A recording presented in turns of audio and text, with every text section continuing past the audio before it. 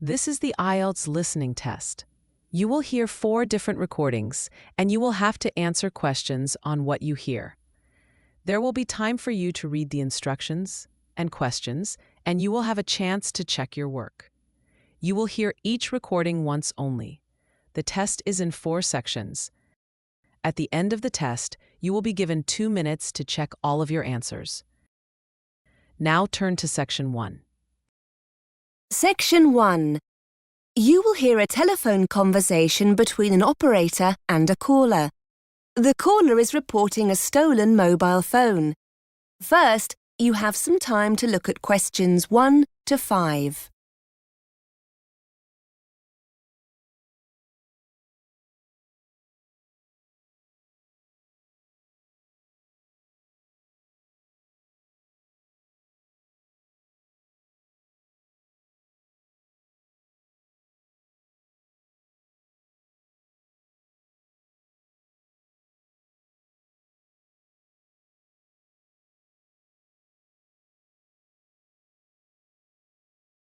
Now we shall begin. You should answer the questions as you listen, because you will not hear the recording a second time. Listen carefully and answer questions 1 to 5. Good morning, Z Mobile Services. This is Tess speaking. How can I help? I want to report a stolen mobile phone. Could you confirm your postcode, please, sir? It's CN2 1EB. Thanks. And your house number? 34. OK. Can you give me the telephone number of the phone that was stolen? Yeah, it's... Wait a minute. It's 07890 07890 623 623 570. 570. OK. So it's 07890 623 570. Yeah, that's right. Can you just confirm your name? Yeah, it's Thomas Green. Is that Thomas spelt Thomas? No, there's no H. It's just Thomas. Tomas. OK. So you said your phone was stolen. That's right. I reported it to the police this morning. That's good.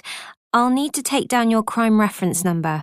I've got it here. It's CZ CZ dash 17624 17624 dash 5. 5. Thank you. Let me run through that again. CZ dash 17624 dash 5. That's it. Just a few more details. Can I have your IMEI number? Oh, what's that? It's the International Mobile Equipment Identity Number. It's Sorry, I don't have it. Not to worry. We'll deal with that in a moment. I just need to have the date and time your mobile was stolen. That's easy. Between 1 and 2 o'clock yesterday. That's 1 to 2 p.m. on the 16th of August. Thank you. Before you hear the rest of the conversation, you have some time to look at questions 6 to 10.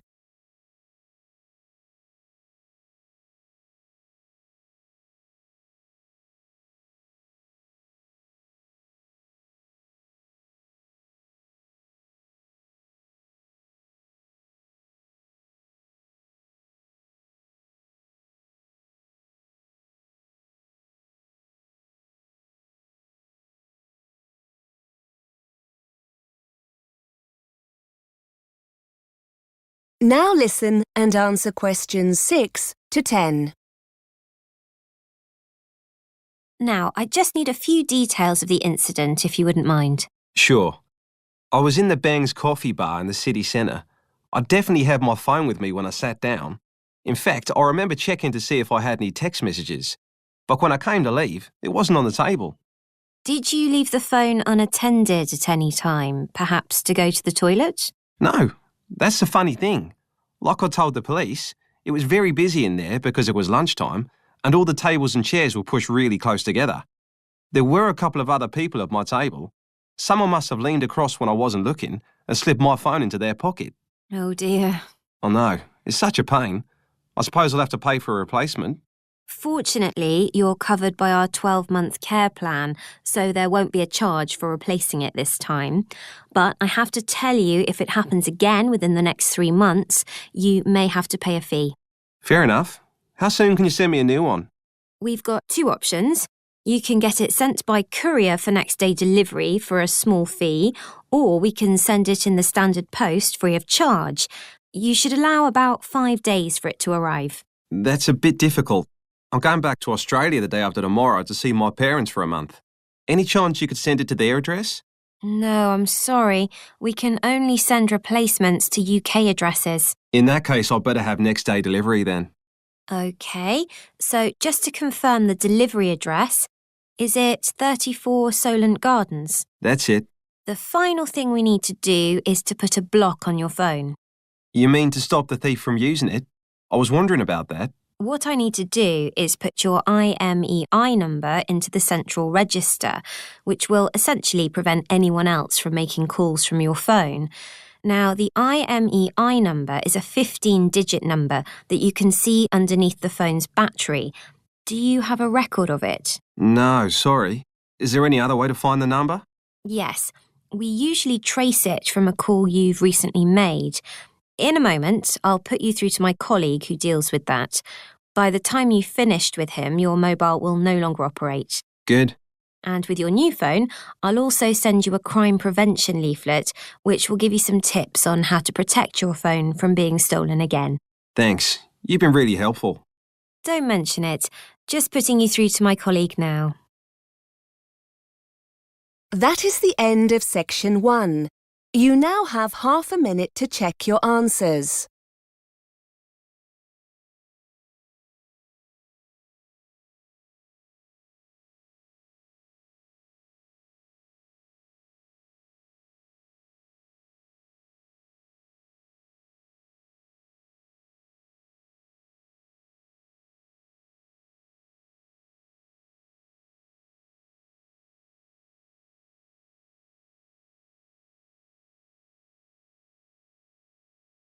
Now turn to section 2. Section 2. You will hear a presenter on a radio show. The presenter is reading out letters sent in by listeners to the show. First, you have some time to look at questions 11 to 16.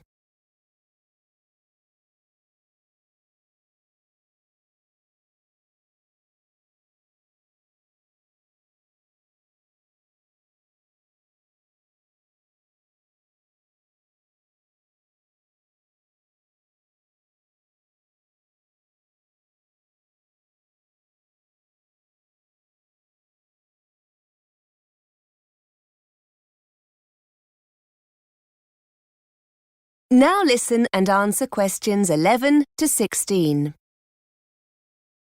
Hi, you're listening to Mark Ambrose, and I'll be with you through to midday on Talkback, the show where you tell us what you think about Radio Western.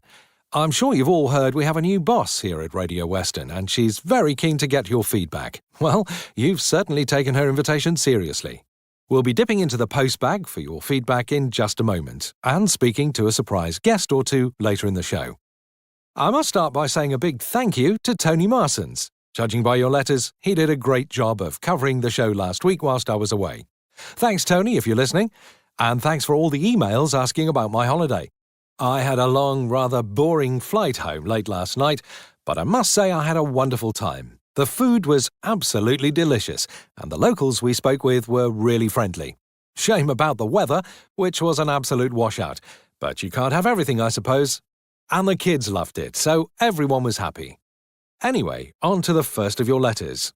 Sally from Liverpool is very concerned about the consequences of the cutbacks we've been experiencing here at Radio Western. In particular, whether some of our late-night music shows could be facing the axe. We're force-fed a great deal of pop music throughout the day, writes Sally, and some of your listeners look forward to the more niche musical genres you cover in the evening. Are these in danger when you rearrange the schedule? Not at all, Sally. In fact, look out for 1 or 2 exciting new shows over the coming weeks. We've got a brand new classical music show coming soon, and the return of the ever-popular Chris Green with his show on international folk music. And of course, there's Carol Whittaker's History of Jazz every Friday night. Hopefully, this will put your mind at rest, Sally. Before you hear more of the radio show, you have some time to look at questions 17 to 20.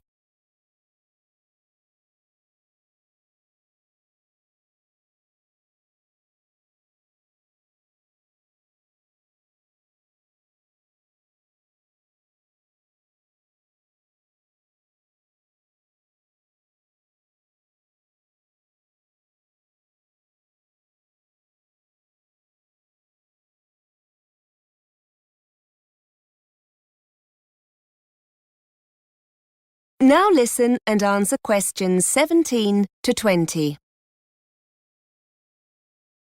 John from Leicester writes in to point out that many of our guests on Talkback and other shows seem to run out of time before they have the chance to finish the interview. It happens again and again, writes John. As the programme draws to a close, guests get rushed and many questions go unanswered. Why don't you offer some kind of after-show online channel where the guest can continue answering listeners' questions? I think that's a great idea, John. And, as you go on to say, if it were recorded, people who don't get the chance to hear the live show could catch up later. We'll certainly pass this one up to management. I'm sure a service like this would go down really well on our website. Now, Clive has a question that would be of interest to all us over 50s fans of Radio Western. Clive wants to know why we don't feature more issues related to this age group and cater more to this group's taste in music. As Clive explains, as a regular listener, I'm concerned about your age profiling. Presenters seem intent on covering topics that appeal very much to the 30-somethings, which is great for them, but what about people of other ages? Clive would like to see music shows aimed at the older generation and more on problems facing the over 50s in our consumer affairs shows. Well, Clive, we'd certainly hate to think you're feeling excluded from our schedule. What about other listeners? Do you think we're getting it about right, or is there room for improvement? That is the end of section 2. You now have half a minute to check your answers.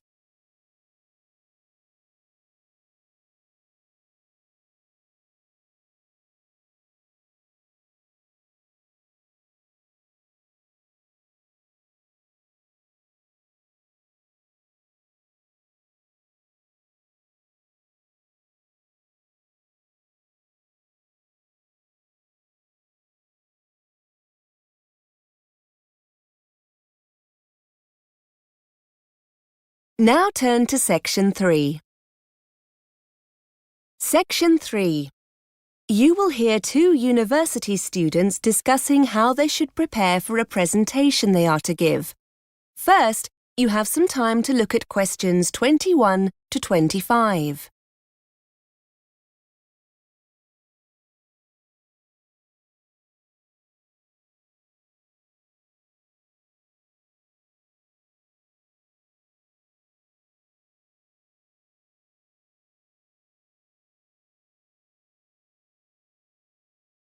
Now listen and answer questions 21 to 25. Hi, Kelly. How are you? Fine, thanks. Do you still have time to talk about our presentation? Yeah, for sure. We need to get going on this, don't we? Well, it's next Wednesday, so yes. Thought it was Thursday. No, that's the other group. We're doing ours the day before. I've just seen Fiona. She's going to be a bit late, so shall we just get started? Yes, fine. We're definitely doing it on women in education, aren't we? I know we talked about women in politics, but are we going for education? Yes, that's right. Now, it's not too long, is it, the presentation? They said to keep it to about half an hour. Maybe we can sort out who's doing what today. Yes, good idea. One thing we do need to sort out is a projector and laptop. We're going to use PowerPoint or something like that for the talk, aren't we? Yes. They said we could book a projector and laptop from technical services if we needed them, because it's not in the lecture theatre, is it?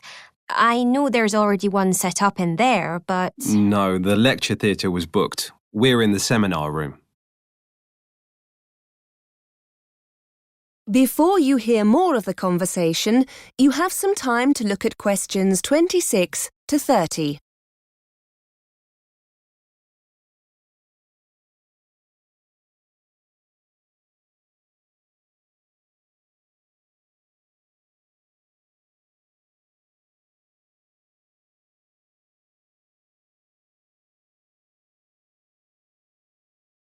Now listen and answer questions 26 to 30. OK, so what's the next step? We need to work out who's doing what, don't we? Well, we all know the subject, seeing as our last essay was on this topic. Yes, but we can't just stand up and ramble on. It'll need to be structured. I've got an idea. Fiona's essay was brilliant, wasn't it? Why don't we base the talk on that? We can always add bits here and there if we think it needs padding out anywhere. That's a good idea. Shall we ask her to get a copy of it for both of us? Yes, I'm sure she won't mind. We can always let everyone know at the start of the presentation that it's Fiona's work. But we don't want to just read it out. That'll be really boring. It's probably best to make notes from it so that we can improvise a bit on the day. Why don't we break the essay down into sections and the three of us can each take on one section? We can all make notes on our own part and add to it where we think it needs it. That way we can try to make it our own. Yes, I like it. So let's ask Fiona to start the talk off and bring it to a close. She can take on the introduction and conclusion. I know she divided the essay into the situation for women in the past and then compared it to how things are now. So why don't I take the bit on the past and you talk about the situation for women as it is now? OK. If we give ourselves till the weekend to work on it, we can get together on Saturday to see how it's looking. Now, what about the presentation itself? Someone will need to build that and find images. We don't just want to fill each slide with a load of text, do we? No, we don't. Before I forget, I can sort out the laptop and projector. I've got to go down to technical services to get them to have a look at my laptop. They reckon they can get it to run a bit faster. But the presentation, who's good with computers? Do you fancy having a go? I don't mind. But I'll wait until we've met up on Saturday just to make sure we've all got our notes. We'll need images, won't we? Shall we all search for our own to fit our section of the talk? Yes. And then if you and Fiona email them to me, I'll add them to the presentation. Right. That was easy, wasn't it? And look, here comes Fiona. Let's ask her about her essay. That is the end of section 3. You now have half a minute to check your answers.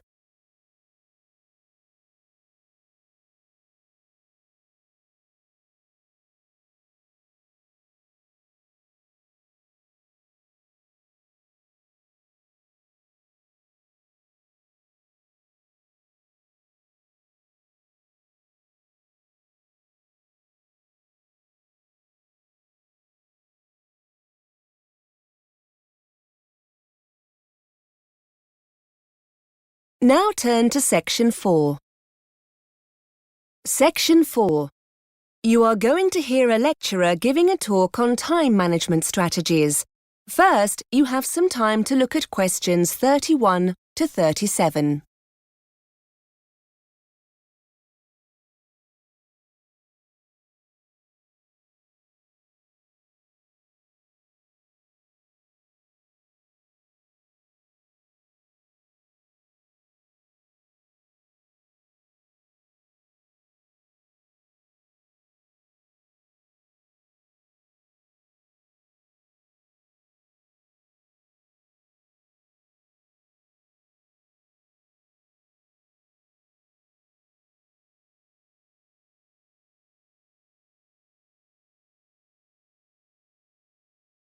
Now listen and answer questions 31 to 37.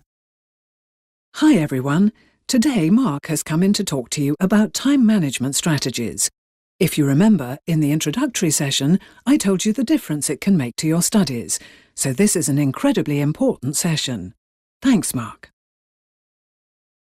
Hello. Yes, I'm Mark.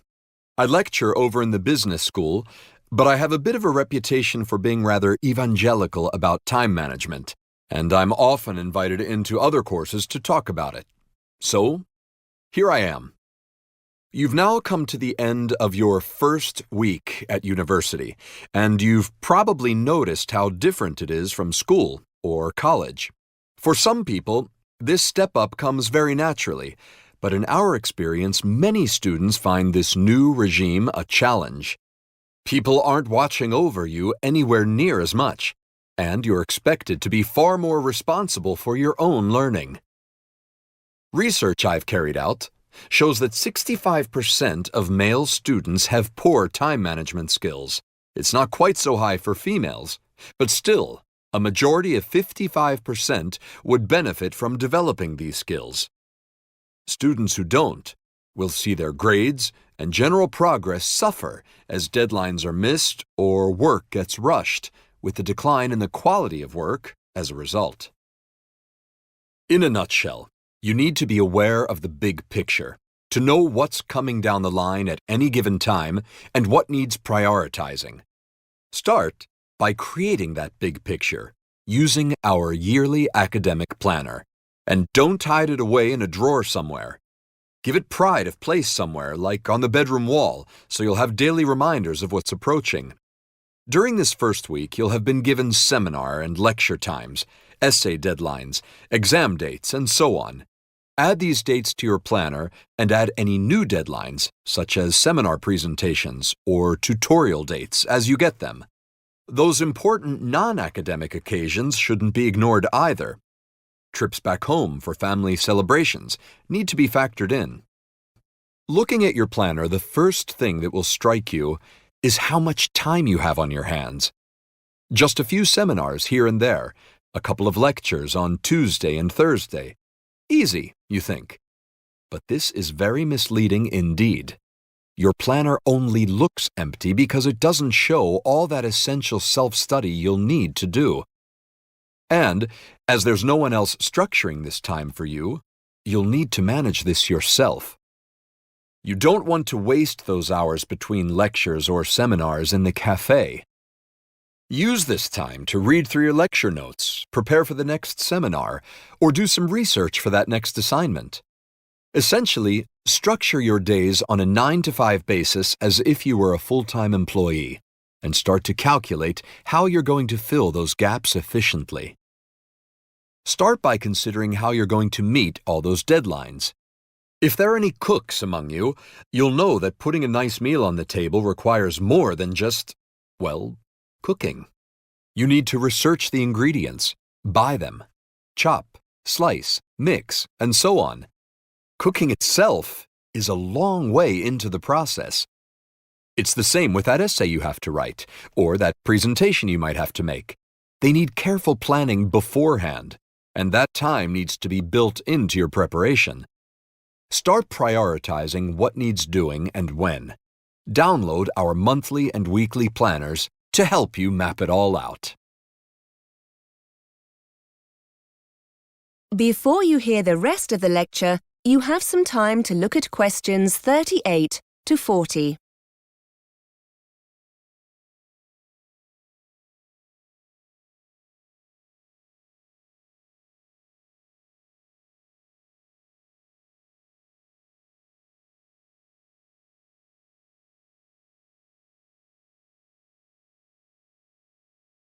Now listen and answer questions 38 to 40.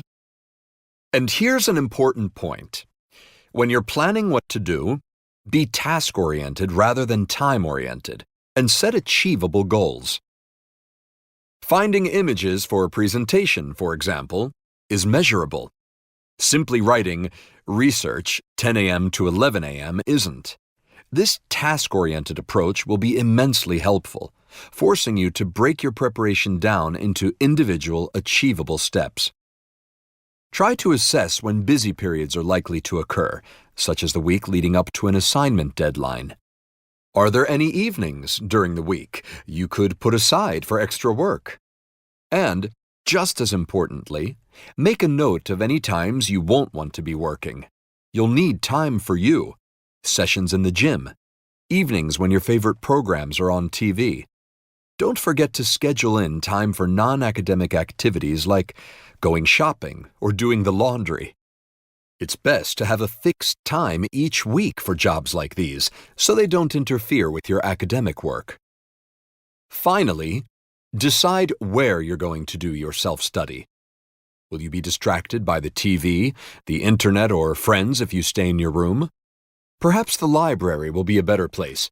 Anywhere that encourages you to prevaricate should be avoided at all costs. Starting with the big picture and then working towards individual goals will leave you feeling in control, rather than being pulled here and there, firefighting as the next deadline looms. That is the end of section 4. You now have half a minute to check your answers.